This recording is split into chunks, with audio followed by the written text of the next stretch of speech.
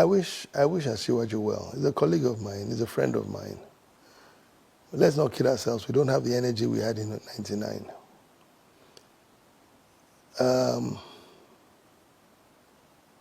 He has a challenge to legitimize his presidency.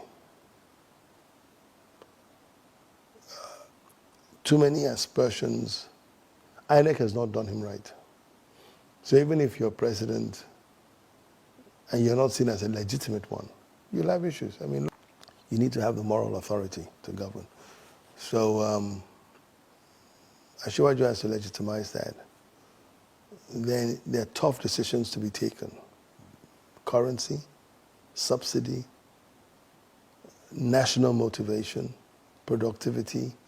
How do you put all these things together, right, and make society work?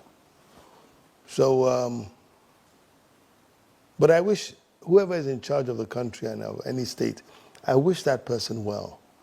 And I hope they succeed, because their success is our collective success too. So I never wish anybody in authority, whether they got there legitimately or otherwise, I never wish them ill, because if you do, you will suffer the consequences of that. He has to pick the best team. He has to reach out. He has to, if he can't win an election on election day, he has to win the support of the people thereafter. So he has a lot of work to do. And the only thing that will give him that support is to deliver, not just on his promises, but on the expectations of the people. All that, I mean, for someone to start and within 6 months, Peter is a symbol. It's not him. What does he say that we haven't heard of? But he is a symbol that reflects two things: the anger of the people and what could be. He says the right things, you know, and people have keyed in onto it. Now, if Peter were running on the platform of PDP, he won't get that traction, right?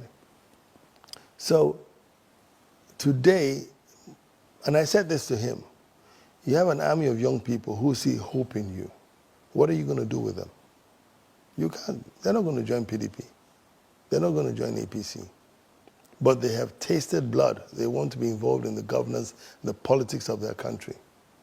And they see you as your arrowhead.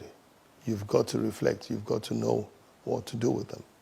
You know, you've got to provide them a platform. They're pursuing their ideals, and it's a righteous one. Everyone has a right to employment.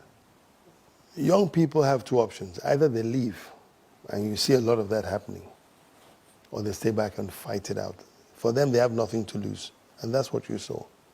Now, if something is not done urgently, it will go from a passive revolution, which is what we had on Saturday, the 25th, right, to an actionable revolution, which is what we had when we called it NSAS. In fact, NSAS was still passive, but NSAS in Cross River was not passive.